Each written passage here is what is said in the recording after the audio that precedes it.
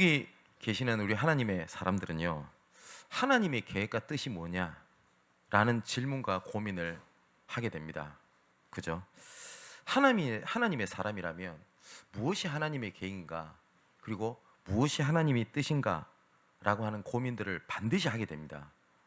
근데 많은 사람들이 말은 또 그렇게 하지 못하는 분들도 중에서도요, 아마 이 자리에도 도대체 하나님의 뜻과 계획이 뭔지를 모르겠다라고 생각하는 분들도 굉장히 많을 거라고 생각이 됩니다. 그죠? 어쩔 때는 좋은 일, 어쩔 때는 안 좋은 일, 여러 가지 일 속에서 하나님의 계획이 뭘까라는 고민을 우리가 하거든요. 근데 하나님께서는요, 하나님의 그 뜻과 계획을 애매하고 헷갈리게 알려주시는 분이 결단코 아닙니다. 하나님께서 뭐라고 말씀하시냐면 시편 32편 8절을 보니까 내가 내 갈 길을 가르쳐 보이고 너를 주목하여 훈계하리로다 라고 하나님께서 말씀하셨어요. 하나님께서는 자기 계획을 정확하게 우리에게 알리시고 보이시는 하나님이십니다. 그런데 우리는 하나님의 계획과 뜻이 잘 모르겠다, 애매하다, 헷갈린다 이렇게 느낄 때가 굉장히 많단 말이에요. 근데 분명한 것은 모든 사람을 향해서 하나님께서는 각각 사람을 향한 계획과 뜻을 가지고 하나님께서는 이끌어 가십니다. 로마서 11장 25절 36절에 보니까 특히 29절에 하나님의 은사와 부르심에는 후회하심이 없느니라 라고 하나님께서 말씀하셨어요. 하나님께서는 우리를 부르실 때 분명과 목적과 계획을 가지고 부르시고요, 우리를 부르신 그 것에 대해서 후회함이 없으시다라고 분명히 하나님께서는 딱 선언을 하셨어요. 내 스스로 나는 부족하다, 나는 하나님의 사람으로서 난 쓸모가 없다, 이건 내 착각이고 속는 거지, 하나님께서는 우리를 부르심에 후회함이 없다라고 분명히 말씀하셨어요. 그러면 분명한 하나님의 계획을 가지고 계십니다. 제 옆에 컵이 있습니다. 이 컵을 아무런 목적 없이 공장에서 만들지 않습니다. 그죠? 여기에 대한 모양, 크기, 강도 여러 가지를요 분명한 계획을 가지고 만들거든요. 어떤 계획을 가지고 만들죠? 팔아먹으려고. 근데 아무런 계획 없이 그냥 만든다, 그 공장은요 무조건 망합니다. 그죠? 이 생명 없는 이런 작은 것들도 목적과 계획과 목표를 가지고 만드는데 하나님께서 하물며 자기 몸을 주어서 피로 값주고 산 우리를 아무런 계획 없이 하나님께서는 부르시지 않았습니다. 그래서 오늘 분명히 붙잡아야 될 것은 하나님께서 나를 향한 계획과 뜻을 가지고 계신다. 근데 이것이 뭐냐? 창세전부터 하나님께서 이걸 계획하셨다고 되어 있어요. 에베소서 1장 3절에서 19절까지 말씀 보니까 찬송하리로다, 창세전부터 우리를 계획하셨고 뭐라고까지 말씀하셨냐면 그 계획이 거룩하고 흠이 없게 부르셨다라고 말씀하셨어요. 하나님께서 우리를 향한 계획은요 거룩하고 구별되었고 흠이 없다라고 말씀을 하셨어요. 분명히 우리 기준에 어떤 사람은 크게 쓰임받는다, 어떤 사람은 작게 쓰임받는다라는 것도 우리 기준이지, 하나님께서는 공평하게 모든 사람을 향한 계획을 창세전부터 갖고 계시다고 말씀하셨어요. 예레미야 선지자도요, 예레미야 1장에 보니까 뭐라고 고백하냐면 내가 어머니 태중에 있을 때 하나님께서 나를 선지자로 세웠고 나를 이끌어 오셨다라고 고백합니다. 다음 주에 우리가 말씀을 보겠습니다만은 바울도 이 고백을 합니다. 자, 뿐만 아니라 이 계획을요 하나님께서는 반드시 성취하십니다. 이사야 14장 24절에 하나님께서 이렇게 말씀하십니다. 만군의 여호와께서 맹세하여 이르시되, 그냥 말씀 안 하십니다. 내가 맹세하여 이르시되 내가 생각한 것이 반드시 되며 내가 경영한 것을 반드시 이루리라 라고 약속하셨습니다. 그렇기 때문에 나는 좀 아닌 것 같다, 내가 중직자로 혹은 나는 사역자로 나는 부족하다, 안 될 것 같다, 그렇지 않거든요. 그런데 왜 하나님과 뜻과 계획이 잘 안 보일까요? 어쩔 때 막 헷갈릴까요? 그 중에 하나가 뭐냐면 하나님의 뜻에 대한 오해와 선입견이 하나가 있어서 그래요. 그게 뭐냐면 하나님의 뜻대로 가면 잘 되고 잘 풀리고 문제가 없을 거야 라는 오해와 착각과 선입견이 있어서 그래요. 그럼 하나님의 뜻이 있는 이 뜻은 전부 다 어려운 길이란 말이냐? 그 말이 아닙니다.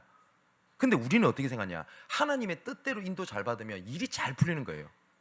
그래서 내가 좀 일이 좀 잘 되면 성령이 더 잘 받은 것 같고, 내가 기도하면서 인도 받았는데 일이 좀 잘 안 풀린단 말이에요. 그럼 어떻게 착각이 드냐? 내가 성령이 더 잘 못 받았는갑다. 하나님 인도를 내가 잘못 받았는갑다 라고 생각을 하게 됩니다. 그죠? 요셉이 언약을 붙잡기 이전부터 갖고 있었던 문제가 있습니다. 그 중에 하나가 뭐냐면 가정 불화입니다.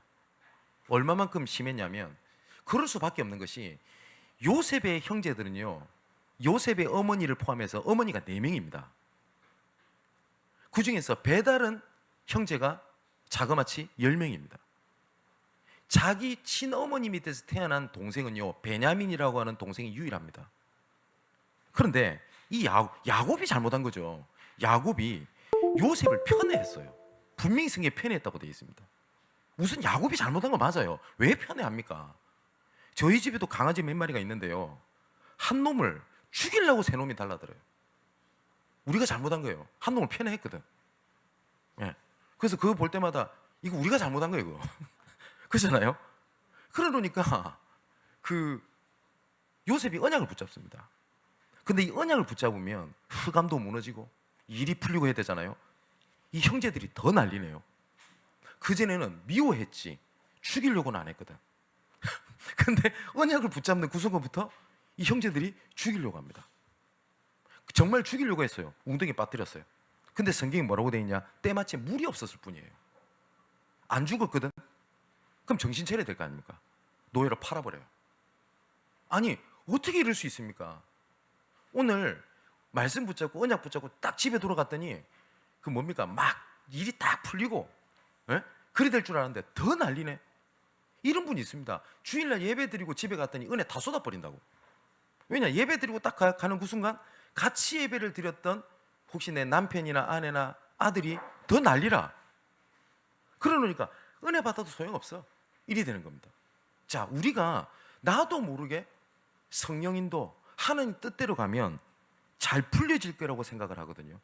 근데 하나님께서는 그렇게 말씀하고 계시지 않습니다.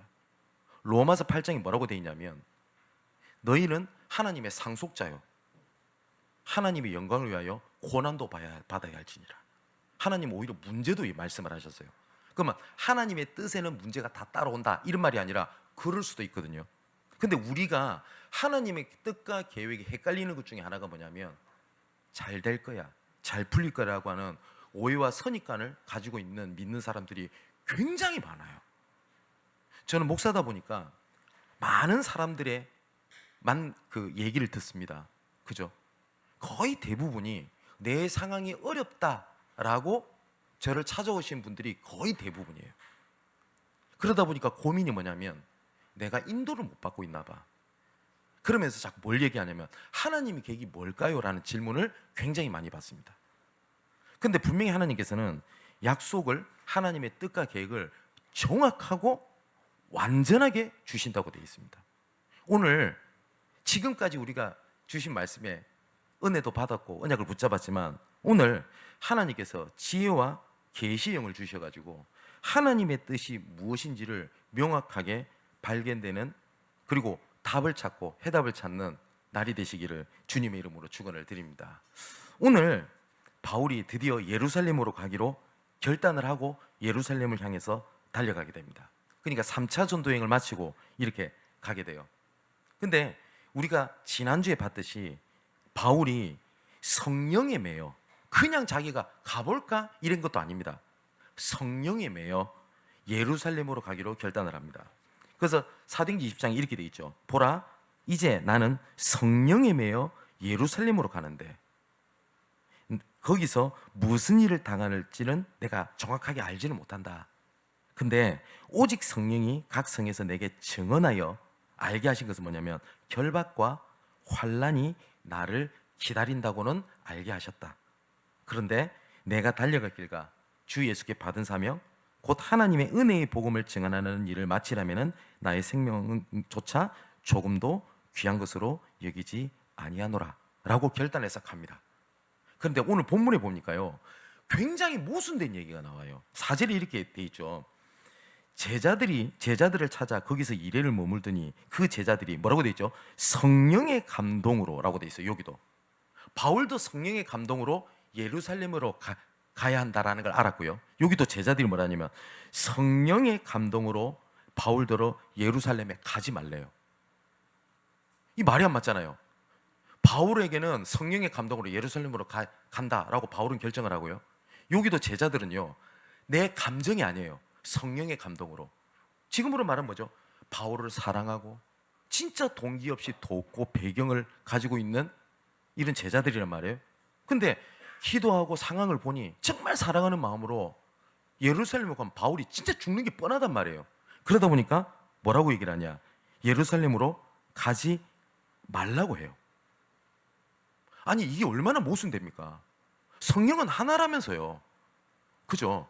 자, 바울은 성령에 매여서 예루살렘으로 가겠다라고 결정을 했고, 제자들은 성령의 감동으로 가지 마라 하고 하는 입장입니다. 이게 얼마나 이게 모순된 일입니까?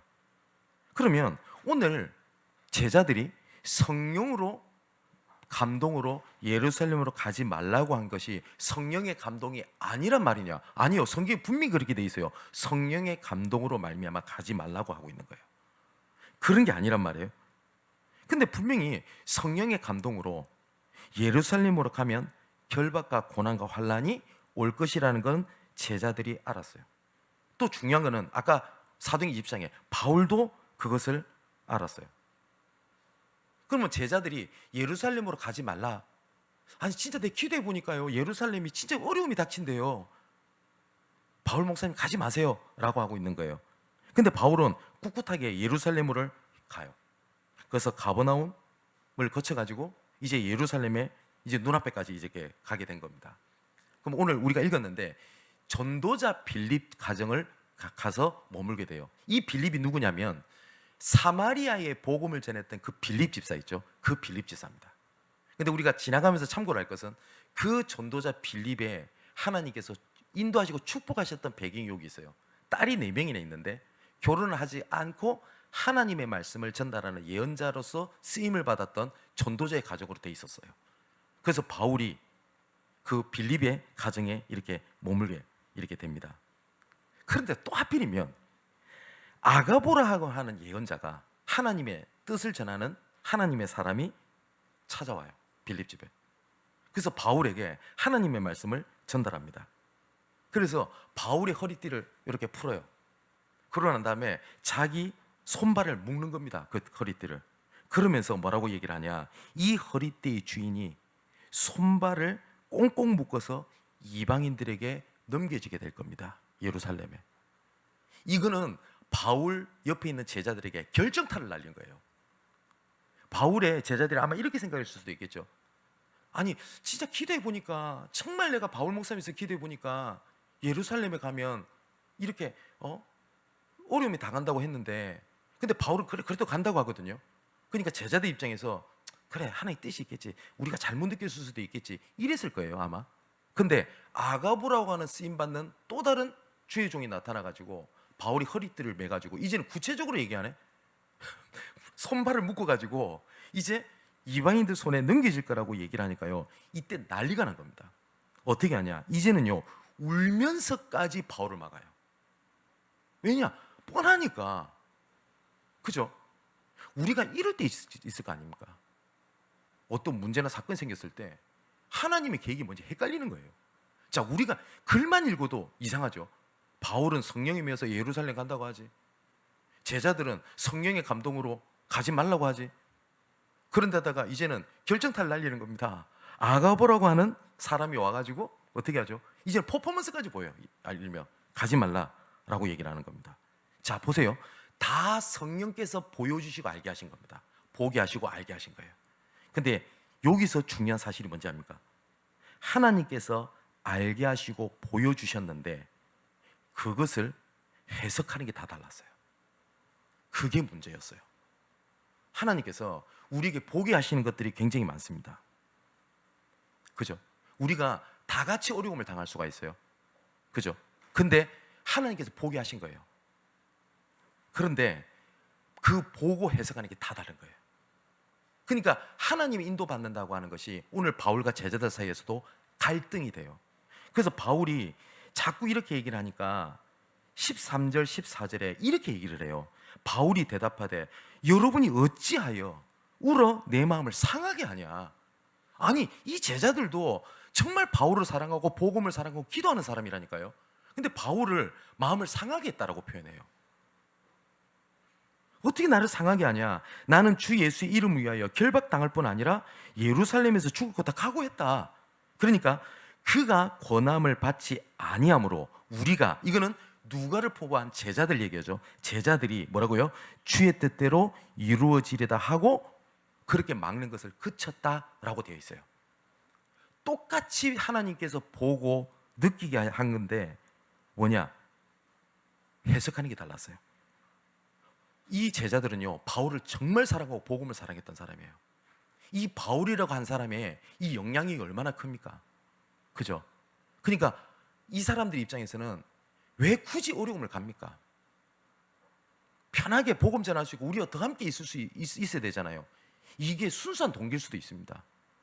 근데 바울은 그것이 아니었어요. 20장에 이미 하나님 앞에 결단되는 게 있어요. 뭐냐? 나한테 환난이 있을 거라고 성령께서 알려주셨지만 로마를 향해서 가는 길에는 이것이 나한테 걸림돌이 아니라 하나님께서 나를 이끄시는 방법이다 라고 봤어요. 자, 사랑하는 성도 여러분, 우리가 가정에서 일어나요. 교회에 문제가 일어나요. 그러면 다 교회를 사랑하고 가정을 사랑하고 옆에 있는 사람을 사랑하는 마음에 안 될 것 같다, 이렇게 해야 될 것 같다 라는 것을 느끼잖아요. 그죠? 이때가 중요해요. 근데 바울이 했던 사역을 잘 보면요, 바울은 가는 곳곳마다 뭘 하냐면 기도하면서 움직이는 것들을 보게 됩니다. 한 가지를 보면요, 빌립보로 들어가요. 근데 빌립보를 들어가서 어떻게 하게 되죠? 분명히 하나님 계획을 봤어요. 바울은 뭐 어떤 계획을 보죠? 마게도냐 사람을 도우라는 환상을 보게 됩니다. 그래서 성령에 이끌려서 들어가게 되죠. 그죠? 마게도냐로 들어가는 첫 성이 빌립보였습니다. 그러면 바울이 하나님의 계획을 봤기 때문에 사역을 하면 돼요, 열심히. 근데 바울은 뭐라고 되냐면 기도처가 있는가 하여 자기의 규례대로 회당에 들어가. 다 무슨 말이죠? 하나님 앞에 기도하고 엎드렸던 겁니다. 바울은 하나님의 응답을 받아도 뭘 받냐면 하나님의 시간표를 기다렸던 거예요. 그 차이였어요. 자, 우리가 말씀을 가지고 인도받는 기준이 뭐 어려움을 피해야 되겠다, 어려움을 해결해야 되겠다. 하나님은 어려움을 피하기도 하시고 해결하게 하십니다. 바울의 사역을 보면요, 어쩔 때는 바울의 핍박을 하나님께서 도망가게 사건을 일으켜서 막으시는 경우도 있었어요. 어쩔 때는 가만히 계실 때도 있었어요. 근데 우리가 자칫하면 잘 풀리고 내가 편안하고 하는 길이 하나님의 계획이다라고 생각하고 움직이려고 하다 보니 거기서부터 헷갈리기 시작하는 겁니다. 우리 이럴 때 있지 않나요? 내가 진짜 언약을 붙잡고 결단했어요.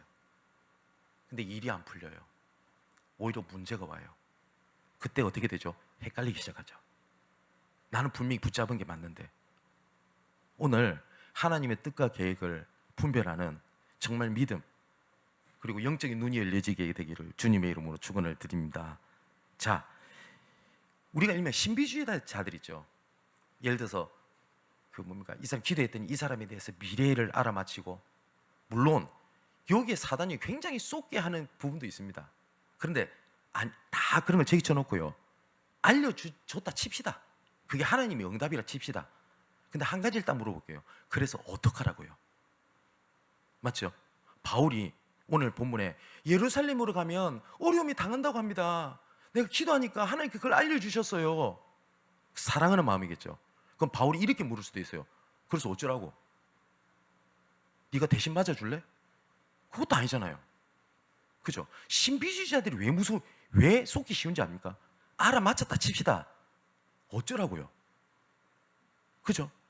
너 일주일 뒤면 죽는데 혹시 뭐 기도하는 사람이 그렇게 말하면 흑암 세력이라고 생각하시면 됩니다. 근데 그랬다 칩시다. 어쩌라고? 장례식 준비시켜 줄 거예요, 자기가? 아니죠. 하나님께서는 미래를 그렇게 알려주시지 않습니다. 그죠? 그런데 우리가 하나님의 감동, 그리고 교회를 사랑하고 가정을 사랑하고 여러 가지 상황 속에서 오늘 주신 말씀처럼 내가 어떻게 하나님의 뜻을 분별하냐가 굉장히 중요하거든요. 자, 만일에 이 제자들이 끝까지 그 내가 느끼고 하나님께서 알게 해주셨던 예루살렘으로 가면 바울 목사님이 어려움을 당합니다라고 하는 부분을 끝까지 붙잡고 늘어지게 되면 어떻게 됐을까요? 로마 복음화의 시작을 하지 못했을 겁니다. 그죠? 우리가 하나님께서 보고 느끼게 하시는 것들이 있어요. 이때 내가 어떤 것이 지극히 선하고 어떤 것이 하나님의 계획인지를 시간을 두고 하나님 앞에 엎드리고 기도하고 확인하는 것이 굉장히 중요해요. 어떤 목사님이 계셨어요. 이분이 안마 시술소 있죠. 그 매출하는 데거든요. 거기 출입을 하게 된 걸 보게 된 겁니다. 어떤 사람이. 그런데 그럼 어떻게 생각이 들겠죠? 아, 목사님이 음란에 빠졌는가 보다. 이상하다라고 느끼는 사람도 있을 겁니다. 포기했잖아요. 그러니까 당연히 이 사람은 어떻게 죄의 종이 그럴 수가 있습니까? 이것도 맞는 말입니다. 그죠? 행동 조심해야죠. 근데 어떤 사람은 이렇게 생각한 겁니다. 왜 목사님이 거기를 갔지? 똑같이 믿음을 보게 된 겁니다. 이제 결정타가 나온 겁니다. 목사님 전화번호에 그 안마소에 전화번호가 저장되어 있네. 통화했던 기록이 있네. 그럼 어떻게 됩니까? 이거는 애들 말로 빼박이잖아요. 그죠? 시간이 지났어요. 알고 봤더니 그 목사님이 알고 있는 한 청년이 어떠한 사유로 거기서 윤락업을 하게 된 거예요. 그래서 거기 가면은 모든 개인 전화를 못하고 일을 하도록 만든다고 합니다. 그러면 그 친구랑 연락을 하고 만나거나 어떻게 할 수 있는 방법은 그 시술소에 직접 전화를 하는 일이었어요. 그 목사님도 그런 오해를 받고 있다는 사실을 알았어요. 그런데 해명을 할 수가 없었답니다. 그럼 그 여자 청년이 어떻게 돼요? 그렇겠죠. 그래서 아무 말 안 하고 그 친구를 도왔어요. 근데 그 친구가 지금은 한 교회에 감사할 일이죠. 거기에 실장이라고 얘기를 하나요? 보통 실장이라고 얘기를 하대요. 그 관리하는 남자애가 그를 통해서 복음을 받게 된 거예요. 그래서 하나님 앞에 회개하고 그 생활을 청산을 하고 지금은 어느 교회에 경기도 지역에 지금 장로님이 돼 있고 권사님이 돼 있어요. 참 감사할 일이죠. 자, 보십시오. 여러분들이 그런 모습 봐서 어떻게 되겠습니까? 하나님이 보게 하신 거예요. 왜냐? 모든 것이 하나님 절대 주권이니까. 이때 내가 하나님 앞에 어떤 계획을 보냐가 되게 중요하겠죠. 그래서 우리가 하나님 앞에 엎드리는 겁니다. 우리가 요한일서 2장 27절에 이렇게 되어 있거든요. 너희는 주께 받은 바 기름 부음이 너희 안에 거하니 아무도 너희를 가르칠 필요가 없고 오직 그의 기름 부음이 모든 것을 너희에게 가르치며 또 참되고 거짓이 없으니 너희를 가르치신 그대로 주 안에 거하라. 심지어 하나님께서 뭐라고까지 말씀하시냐면 너희를 가르칠 필요가 없을 만큼 정확하게 계획을 알게 하겠다라고 말씀을 하셨어요. 자, 우리 사랑하는 성도 여러분, 그러면 오늘 하나를 딱 놓고 시작을 해야 되겠습니다. 내가 뭘 봤다, 느꼈다, 어떤 소리를 들었다, 하나님이 알게 하셨어요. 맞죠? 알게 하셨습니다. 이제는 이 알게 하신 것을 두고 하나님의 계획이 뭔지를 믿음을 찾는 시작을 해야 되겠습니다. 그러면 하나님의 뜻을 찾는 시작을 어떻게 해야 되겠냐? 오늘 말씀을 가지고 좀 찾아야 될 게 가장 처음에 뭐냐면 그래서 하나님께서 말씀하시고 하신 게 기도부터 시작하라고 말씀하신 거예요. 하나님께서는 성경에 생각 많이 하라고 되어 있지 않습니다. 세상은 생각을 많이 하라고 가르칩니다. 생각을 안 하고 살면 생각 없이 살게 된다. 되게 일리 있어 보이죠. 근데 이 반대로 얘기하면 뭔지 압니까? 생각대로 살면 그 생각이 묶인다는 말이 돼요. 반대로 말하면. 근데 성경은 생각을 많이 하라고 돼 있지 않아요. 뭐라고? 묵상을 하라고 돼 있어요. 자, 지금 우리가 지금 새벽 기도를 이렇게 하고 있지 않습니까? 근데 저 개인적으로 하나님께서 주신 은혜가 굉장히 큽니다. 저는 개인적으로 어떤 걸 많이 보게 되냐면, 그 전날 어떤 사람의 얘기를 듣고, 그리고 또 뭡니까? 좀 힘든 얘기를 듣고 속인 얘기를 듣게 되면 뭘 맞춘 건 아닌데 그 다음날 새벽 기도 때 말씀을 쭉 묵상하다 보면 그 부분에 대한 말씀이 성경에 그대로 있어요. 그 전에 제가 안 믿었다는 게 아니라 하나님은 진짜 세밀하구나라는 것들을 굉장히 많이 제가 확인을 하게 됩니다. 그러니까 되게 감사해요. 좀 부끄러운 고백인데 이런 은혜를 사실상 제가 잘 놓치고 살아왔던 것 같아요. 잘 놓치고. 그러니까 저도 아침잠이 많거든요. 그러다 보니까 제가 부교육자 때 새벽 기도를 잘 못했어요. 그러니까 새벽 기도를 잘 못하다 보니까 얼마나 웃긴 에피소드도 있냐면, 담임 목사님이 새벽 기도 빠지면 벌금 1,000원 이러셨어요. 계산을 해봤다니까 제가. 그랬더니 36만 5천 원이라 1년. 그죠? 그래서 제가 목사님한테 뭐라고 농담처럼 얘기를 했냐면, 혹시 일시불 할인되냐고 벌금 일시불로 내면 할인되냐고 제가 그런 부끄러운 얘기까지 했었거든요. 그런데 좀 용서하고 드십시오. 제가 근래에 그걸 조금 맛을 좀 알 것 같아요. 하나님은 진짜 세밀하게 하시는 것보다, 이런 생각을 되게 많이 하게 되거든요. 사랑하는 성도 여러분, 우리가 새벽 기도회라고 하는 모임을 가져보자는 게 아닙니다. 그죠? 하나님의 뜻을 찾는 중요한 시작이 어디서 시작이 되냐? 하나님 앞에 기도하는 겁니다. 그래서 아까 말씀드렸듯이 바울의 발걸음을 보면 전부 다 기도 속에서 움직여요. 그 중에서 잘 알 수 있는 게 어디냐? 빌립보서에 나타나요.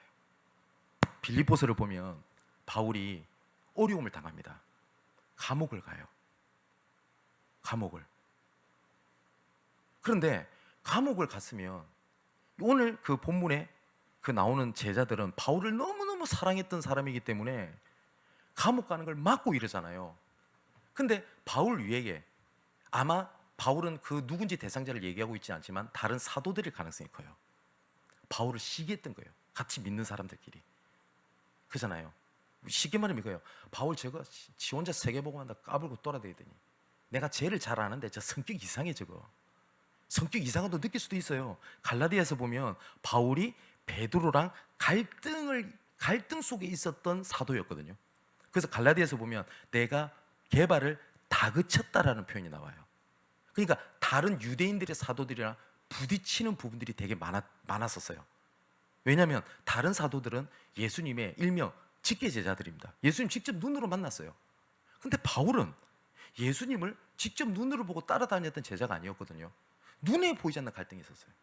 그랬더니 어떻게 나왔냐? 바울 감옥 갔대. 야, 잘 됐다. 저 혼자 까불고 돌아다니더니 왜 이렇게 악합니까? 그죠?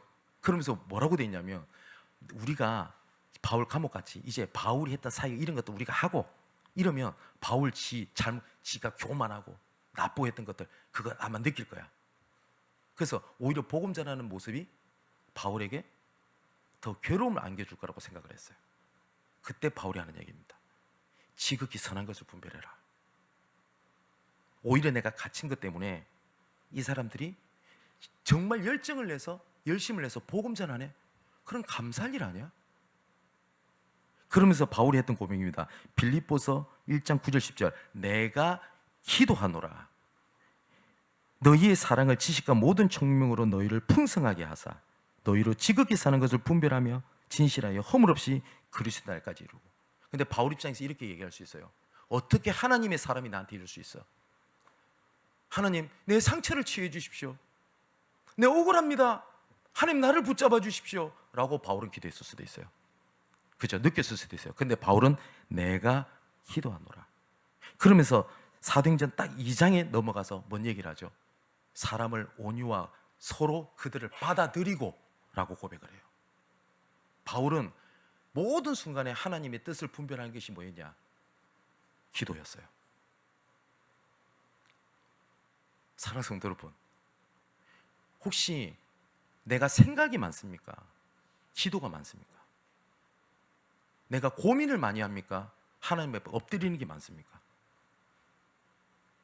자, 내가 이렇게 기도에 있다 보면 하나님께서는 반드시 뭘 보게 하시냐면 말씀으로 하나님께서는 그걸 점점 선명하고 구체적으로 보여주세요. 그래서 바울이 했던 고백입니다. 내가 기도하노라. 어떤 것이 지극히 선하고 분별하게 내가 기도한다. 그러면서 뭘 보게 됐죠? 아, 이것이 하나님께서 복음을 확산시키는 하나님의 계획이구나. 그들이 다툼으로 하든 허용으로 하든 결국은 얘기할 게 예수 그리스도 얘기할 거 아니야. 그러면서 자기를 돌아봐요. 내 안에 사는 이 예수 그리스도시니 나의 죽음도 유익함이니라. 내가 이 은혜의 복음을 증거하는 일을 마치라면은 나의 생명을 좋은 것도 귀한 것을 여기지 아니한다고 했는데 내 감정, 내 억울함, 이게 문제가 아니지 않냐. 오히려 그 일 때문에 이 사람들이 힘을 내서 복음 전한다면 이게 응답 아니겠냐, 이렇게 나왔어요. 하나님께서는 말씀을 통해서 이걸 보게 하신 겁니다. 그러면서 빌립보서 2장에 그 사람을 수용하고, 그러면서 빌립보 3장에 뭘 고백합니까? 그래서 나는 지금도 다른 것을 배설물로 여기고, 나는 지금도 그 그리스도 안에서 내가 발견되기 원하고, 난 그 표대를 향해서 달려간다. 그래서 빌립보 4장에 뭔 얘기합니까? 나는 갇혀도 받고 풍부해도 봤어. 그런데 나는 그게 중요한 게 아니야. 내게 능력 주신 자에서 나는 모든 걸 할 수 있다. 무슨 말입니까? 내게 능력 주신 자에서 내가 예수 그리스도께서 함께 하시니 난 이래도 되고 저래도 돼. 바울의 말씀을 통한 확신이었어요. 자, 그래서요, 가장 첫 번째, 하나님 앞에 엎드리는 겁니다. 그런데 엎드리기만 하면 위험해요. 왠지 압니까? 이게 내 생각인지 내 판단인지 내 기분인지를 모르거든요. 그래서 두 번째가 뭐냐면 말씀의 자리, 말씀의 흐름 속으로 들어오는 겁니다. 그러면 하나님께서 말씀을 통해서 정확하고 세밀하게 말씀을 주십니다. 그리고 말씀으로 점검하게 하시고요, 말씀으로 보게 하세요. 그때부터 주시는 말씀이 나의 말씀으로 붙잡혀지기 시작을 해요. 그래서 바울이 잘 쓰는 표현이 있습니다. 나의 복음은, 이렇게 표현합니다. 그래서 어떤 사람은 이걸 보고 바울의 복음 이렇게 얘기하는데, 바울은 자기 복음이라고 하지 않았어요. 바울은 로마서 1장에 뭐라고 얘기를 하죠? 하나님의 복음을 위하여 택하심을 부름받은 나 바울은, 이거를 로마서 16장에 나의 복음은 이렇게 얘기를 합니다. 뭐냐? 나에게 주신 하나님의 은혜, 이 말이죠. 그러면서 여기서 작은 실천을 찾고 그거를 6일 동안 그거를 계속 우리가 묵상하고 확인하고 이러면, 아, 하나님의 계획이 뭔지가 보여져요. 그죠? 근데 그 길이 조금 어려울 수 있어요. 핍박이 올 수도 있어요. 근데 그 길을 딱 가게 되면 그때부터 하나님께서는 응답이 있다는 사실을 알게 됩니다. 자, 그렇다면 하나님의 뜻과 계획을 아는, 하나님께 우리에게 주신, 이미 우리에게 주신 하나님의 통로가 있어요. 그게 뭐냐면 지금 우리에게 지금 닫혀 있는 현실입니다. 아니 목사님, 이게 도대체 무슨 말입니까? 난 집에서 너무너무 힘든데요. 지금 나는 이제 교회에 대한 갈등, 사람에 대한 갈등, 일이 치여가지고 난 죽을 것 같습니다. 그런데 우리가 정말 우리 가장 밑바닥에서 흔들리지 말아야 될 것 중에 하나가 뭐냐면 모든 것이 하나님의 절대 주권입니다. 하나님께서 허락지 아니하시면 어떤 것도 일어나지 않습니다. 사단이 빨빨거리고 돌아다니고 혼자 까불고 돌아다니는 것처럼 보이지만 이 사단도 하나님의 절대 주권 안에서 움직입니다. 근데 만일에 하나님의 절대 주권 바깥에서 움직이는 것이 있다면 그거는 하나님과 동등한 존재입니다. 그럴 수가 없어요. 뭐냐? 지금 일어난 것들이 가장 첫 번째 하나님의 절대 주권이에요. 근데 중요한 것은 그냥 받아들여가 아니라 절대 주권 안에는 하나님의 절대 계획이 있어요. 그래서 우리가 하나님 앞에 엎드리는 겁니다. 그리고 성령께서 인도해 가시고 성령께서 알게 하십니다. 그게 하나님의 통로고요. 두 번째는 하나님께서 사건을 일으키세요. 어쩔 때는 좋은 사건으로, 어쩔 때는 핍박으로, 어쩔 때는 갈등으로, 어쩔 때는요 문제를 가지고 옵니다. 자, 로마서 16장에 하나님의 바울을 도왔던 하나님의 사람들을 쫙 나열하면서 뜬금없이 17절에 20절에 나옵니다. 자기 배를 채우고 아첨하는 그런 자들에게서 떠나라. 갑자기 그러면서 얘기하죠. 악한 데는 미련하고 선한 데는 지혜로워라 라고 얘기를 합니다. 그러면 로마 교회 아무 문제도 없는데 바울이 뜬금없이 야, 자기 배 채우는 놈 조심해라 이렇게 얘기하지 않았을 거예요. 그럼 로마 교회 안에 그런 문제가 있었다는 얘기예요. 그러면 분명히 바울도 알았고 다른 로마 교회 중직자들도 알았어요.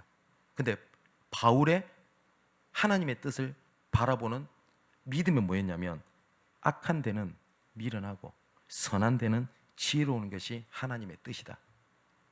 속히 사단을 너희 발 아래 무릎 꿇게 하실 것이다. 그게 바울의 믿음의 판단이고 그게 믿음이었어요. 그죠? 자, 우리 교회에 한번 생각해 봅시다. 정말 문제를 일으키는 사람이 있어요. 너무너무 심각한 문제를 일으키는 사람이 있어요. 교회를 사랑하기 때문에 보는 눈이 다 달라요. 저거 이거 진짜 눌러야 돼. 교회를 위하여. 어떤 사람은 뭐죠? 관심이 없어요. 그러든가 말든가 나는 괜찮거든. 이런 사람이 있을 수 있고, 세 번째, 그 사람을 품는 사람도 있을 거예요. 그죠? 제가 부교육자 생활하면서 하나를 느낀 게 있었어요. 뭐냐면 이 세상에 문제 없는 교회는 단 한 군데도 없어요. 정말로요. 우리는 이 생각하죠. 문제 없고 사랑스럽고 사랑이 넘치고 정말 편안하게 신앙생활할 수 있는 교회, 이 세상에 딱 한 군데 있습니다. 추천해 드릴게요. 천국 가시면 됩니다. 천국에 있는 교회 외에는 없어요. 제가 부끄러운 고백은, 저는 제 섬기는 목사님들이나 중직자 중에서 너무 수준 이하의 사람들을 너무 많이 봤어요. 어떤 장로님은 자기 기준에 의하여 교회를 확 휘어잡는 분도 봤어요. 저는 부교육자 때. 심지어 장로님이 뭐라고 하는지 압니까? 교역자 보고 자기한테 보고하래요. 저는 그런 분도 봤고요. 맨날 목사님이 돈 얘기하고 맨날 불신자고 말싸움했던 얘기하고 이런 분도 봤어요. 저는 그게 반응을 다 했었어요. 처음에 주일날 예배를 드리고 가야 되는데 은혜 받는 게 아니라 막 스트레스 받고 가잖아요. 진짜 강단에서 하나님의 사랑, 하나님의 은혜 이 말씀을 안 하고 계속 비판만 하세요, 목사님. 그래서 정말 은혜 받고 싶은 제 마음, 이거 하나님이 주신 마음 아닙니까? 맞잖아. 하나님 주신 마음이 맞아요. 그래서 제가 막 분노를 했어요. 그래서 제가 그때 마티즈 탈 때인데 너무 은혜를 못 갈급하니까 예배 드리고 오면서 핸들을 내리쳐버린 거예요, 제가. 그랬더니 에어백이 터졌어요. 근데 에어백 터진 소리가 진짜 크대요. 예, 사고도 안 났는데 에어백을 터질 만큼 내리쳤으니 저는 그게 의분인 줄 알았어요. 그래서 하나님 앞에 더 엎드렸어요. 근데 그 마음이 가시질 않았어요. 근데 저는 지금 그러지 않습니다. 나중에 이후에 아마 제 주변에 있던 분 알 겁니다. 목사님이 막 여러 개 있다. 제가 옆에 있는 사람한테 목사님을 비판하고, 목사님 복음 아니야? 그러면서 내 편 만들고, 저 그렇게 하지 않았다는 것은 제 주변과 하나님이 증인이실 겁니다. 그 중에 하나가 있었어요. 보게 하신 건 맞아요. 그죠? 근데 하나님이 저한테 이런 말씀을 주셨어요. 저 사람에 있어 울어보지 않았다면 저 사람에 있어 비판하지 마. 하나님이 저에게 주신 마음이었어요. 저는 죄송하지만 그 사람에 있어 울어본 적이 없거든. 마음을 두고. 자, 보십시오. 하나님이 보게 하셨어요. 오늘 본문에 바울은 예루살렘에 가는데 핍박이 있을 거야. 바울도 알았어요. 제자들도 알았어요. 분명히 하나님이 보게 하셨어요. 근데 부딪혀요. 여기서 중요한 게 뭐라고요? 하나님이 보게 하신 거에 대한 믿음에 대한 해석이란 말이에요. 자, 이제 결론을 맺겠습니다. 이제부터 하나님께서 보게 하신 그 계획을 찾아서요, 그 뜻을 정하십시오. 다니엘서 1장 8절에 보니까 다니엘이 뜻을 정했다라고 되어 있고요. 로마서 12장 2절에 보니까 너희는 이 세대를 본받지 말고 오직 마음을 새롭게 함으로 변화를 받아 하나님의 선하시고 기뻐하시고 온전하신 뜻이 무엇인지 뭐라고요? 분별하도록 해라. 그게 하나님의 기쁨이에요. 그게 하나님께서 우리를 향해서 근본적으로 사랑하고 기뻐하세요. 근데 그 사랑을 알 때 하나님께서는 그게 그렇게 기쁨이 되는 거예요. 뭘 행했다 이전에. 자, 성경 구절을 몇 가지 읽을 겁니다. 신명기 4장 25절 31절에 보니까 그 내용이 이래요. 우상 숭배하지 마, 하나님께서. 그런데 하나님이 미리 말씀하세요. 근데 너희들은 우상 숭배하게 될 거고 너희를 여러 민족 중에 흩어버리게 될 거야, 하나님께서. 그리고 너희들 중에 소수가 남을 건데 그 소수도 우상 숭배를 또 하게 될 거다 라고 말씀하게 돼요. 자, 이걸 알게 됐어요. 그러면 반응이 다르겠죠. 뭐였죠? 우리 망할 건가 봐, 걱정돼. 근데 하나님께서는 이렇게 흩어게 하실 이유를 말씀하십니다. 이걸 보고 우리가 흩어진 자라고 얘기를 해요. 하나님이 흩으신 거예요. 그걸 알았던 사람과 우리가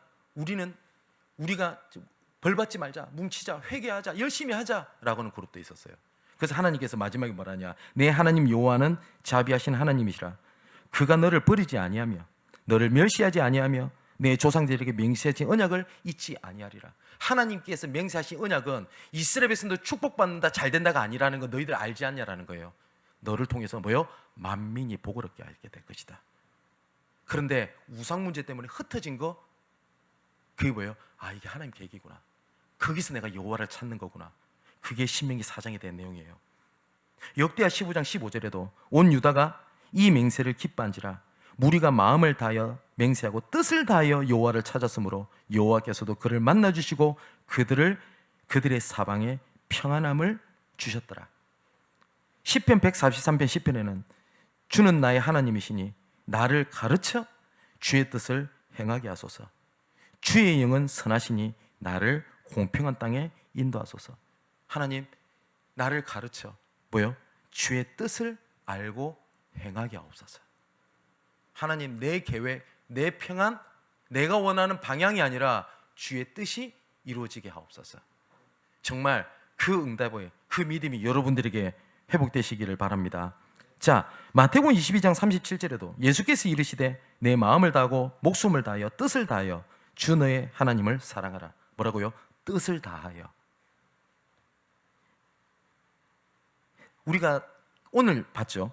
다음 주 우리가 보게 될 건데, 바울이 천부장 앞에서 자기의 믿음의 고백을 합니다. 사도행전 22장 14, 15절에 보니까 그가 또 이르러 우리의 조상들의 하나님이 너를 택하여 너로 하여금 자기의 뜻을 알게 하시며 그 의인을 보게 하시고 그 입에서 나오는 음성을 듣게 하셨으니 네가 그를 위하여 모든 사람 앞에서 내가 보고 들은 것에 대한 증인이 되리라. 이 내용이 어디서 나오냐면요, 내가 다메섹 도상에서 예수 그리스도를 만난 부분을 바울은 이렇게 자기는 표현해요. 내가 예수 믿고 그 기적을 체험했어, 눈이 나았어 를 얘기하지 않고요, 하나님께서 다메섹 도상에서 나를 증인으로 세우는 하나님의 뜻을 얘기를 해요. 사랑하는 성도 여러분, 하나님께서 지금까지 주신 은혜 헛되게 받지 마십시오. 뜻을 정하십시오. 바울은 눈이 떴다라는 것의 증인이 아니었어요. 보고 듣고 한 것에 대한 증인, 그리스도의 증인으로 세웠다는 걸 얘기를 해요. 골로새서 1장 9절에 보니까 이로써 우리도 듣던 날부터 너희를 위하여 기도하기를 그치지 아니하고 구하노니 너희로 하여금 모든 신령한 지혜와 총명의 하나님의 뜻을 아는 것으로 채우게 하시고, 빌립보서 2장 13절에는 너희 안에 행하시는 하나님이시니 자기의 깊으신 뜻을 위하여 너희에게 손을 두고 행하게 하신다. 자, 그래서 우리가 말씀을 확인하라고 되어 있잖아요. 그래서 사도행전 4장 12절에 그 말씀이, 생명에 살아계신 말씀이 너희 마음과 생각과 뭐요? 뜻을 감찰하나니. 요한일서 2장 17절에도 이 세상도 그 정욕도 다 지나가되 오직 하나님의 뜻을 행하는 자는 영원히 거하느니라. 자, 하나님께서 우리에게 보고 듣고 알게 하신 것들이 굉장히 많습니다. 중요한 키는 뭐냐? 이것을 분별하는 믿음입니다. 그것을 어디서 확인하냐? 가장 첫 번째, 기도 속으로. 두 번째, 말씀 속으로. 그러면 하나님께서는 사건을 일으키십니다. 보게 하십니다. 정말 하나님의 뜻을 선명하게 붙잡고 하나님의 기쁨이 되는 우리 양문교회 성도들 되시기를 주님의 이름으로 축원을 드립니다. 기도하겠습니다. 우리와 사람의 마음에는 많은 계획이 있어도 오직 아버지 하나님의 뜻만이 온전히 서게 될 줄 확신합니다. 이 시간 나의 뜻과 계획이 아닌 오직 아버지 하나님의 뜻만 바라보는 성숙한 믿음의 사람으로 세워 주옵소서. 우리의 마음을 정결하게 하시고 새 부대가 되게 하여 주사 주의 뜻을 이루는 주님이 기쁨이 되게 하여 주옵소서. 주의 뜻을 찾는 기도 속으로 깊이 들어가게 하시고 주의 뜻을 알리시는 말씀의 흐름과 자리에 영원히 거하게 하옵소서. 이 시간 주의 뜻이 무엇인지를 분별하는 믿음을 주시고 모든 것에 우리로 하여금 모든 신령한 지혜와 총명에 하나님의 뜻을 아는 것으로 채우는 성령의 충만함이 각 사람 위에 임하게 하여 주옵소서. 이 모든 말씀을 그리스도가 되시는 예수님의 이름으로 기도합니다. 아멘.